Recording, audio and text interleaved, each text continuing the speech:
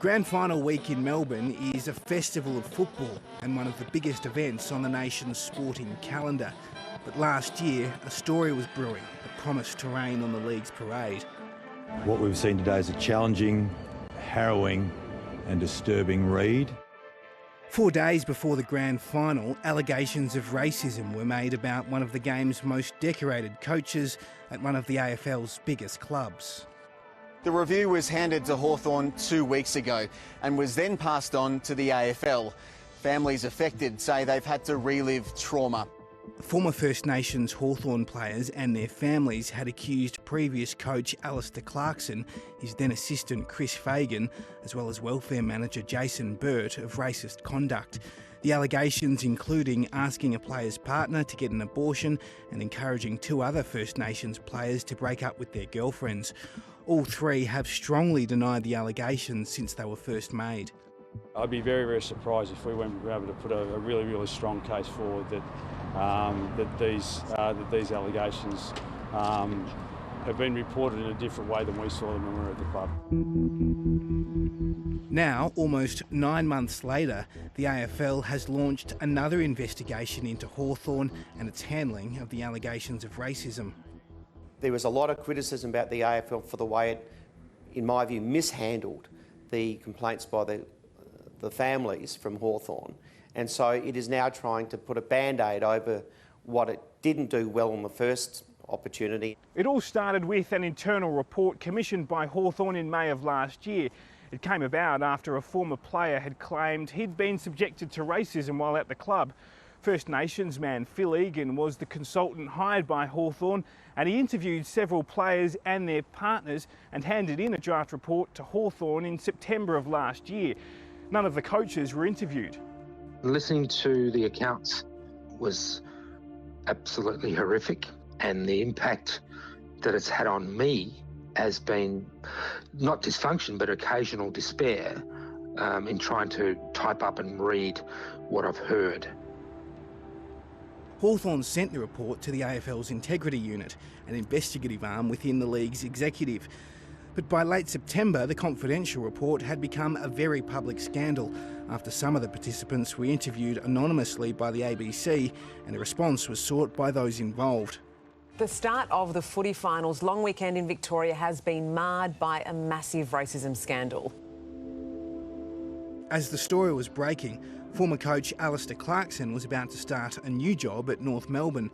The club and the 4-time premiership coach agreed that his first day on the job would be pushed back. I've been speaking with Alistair right through this. He's pretty fragile, as you could imagine. Chris Fagan continued as the coach of the Brisbane Lions, while Jason Burt was teaching at an elite Melbourne private school. They have also strongly denied the allegations and have said they didn't have an opportunity to contribute to the Phil Egan report. The AFL went into damage control. On the day the story broke, it announced it would set up what it called a culturally safe independent panel.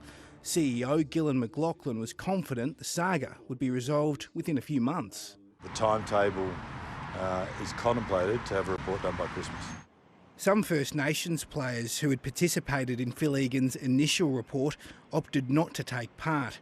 They engaged separate lawyers. 730 understands they're now considering legal action against the club. To have an AFL inquiry about Hawthorn and not involve the people who made the complaints, in my view, borders on lunacy. Rioli looks dangerous front and centre. Can he get through the heavy traffic? Look at the pickup. Look at the speed from Rioli. He's a genius. However, former Hawthorn superstar Cyril Rioli and his wife Shannon, Carl Peterson, Jermaine Miller-Lewis and his wife Montana, and former Hawks employee Leon Egan decided to proceed with the AFL panel. The damage is done, the reputations have been scarred, and we've got to somehow just claw our reputations back through this whole process, and all we want is a fair platform to be able to do that. There are hugs and then there are hugs. That one meant a bit more, I think. These two are going through a lot, have been through a lot. For the moment the Hawthorn Football Club's Bin Marta report was leaked without any opportunity for input from the persons against whom serious allegations were made, there's been a period of high distress for all parties.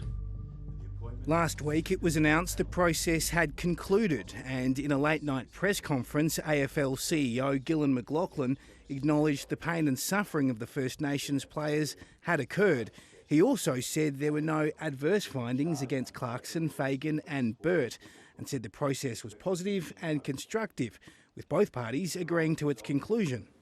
The agreement today does not preclude the complainants from taking other action or preclude the AFL from bringing a charge under AFL rules against Hawthorn Football Club with respect to the commissioning and oversight of the Bin Marda report. The Hawthorn Football Club declined our request for an interview, but says it would continue to cooperate with any AFL investigation. But former First Nations players who took part in the process said they would be pursuing a complaint against the club through the Human Rights Commission.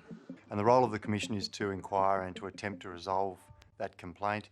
If it can't be resolved, then the person will generally have the right to proceed to the Federal Court or the Federal Circuit Court, which can conduct a full hearing into the case.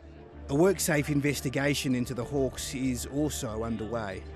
The AFL should just stay out of it, to be quite honest. Bottom line is that you had a group of people who had very serious complaints made against Hawthorn and the AFL. This is not a dead issue.